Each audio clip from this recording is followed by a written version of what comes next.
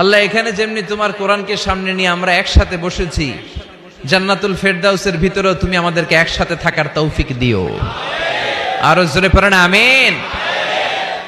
এখন কি চমৎকার জান্নাত আল্লাহ তাআলা মুমিনদের জন্য তৈরি করে রেখেছে, শুনতে মনে চায়? শুনবেন শুনবেন কেমন জান্নাতে আমরা থাকব।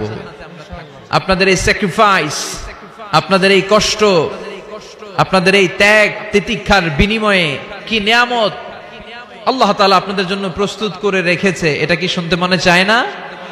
আজকে আমরা কোন জান্নাতে ঢুকবো, আল্লাহর কাছে কোন জান্নাত চাইবো, জান্নাতের কোয়ালিটি গুলো কেমন, এই জান্নাতের ব্যাপারে আল্লাহ তাআলা কোরআনের ভিতরে কি কি বলেছেন, জাহান্নামের ব্যাপারে কি কি বলেছেন, সব শুনে যাব ইনশাআল্লাহ। পড়েন আর জোরে পড়েন ইনশাআল্লাহ।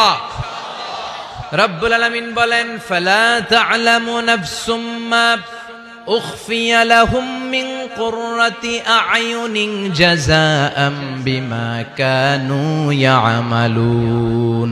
মুমিনদের জন্য এত চমৎকার জান্নাত আমি তৈরি করে রেখেছি, কোন মানুষ কল্পনা করতে পারে না কত সুন্দর জান্নাত তাদের জন্য অপেক্ষা করছে।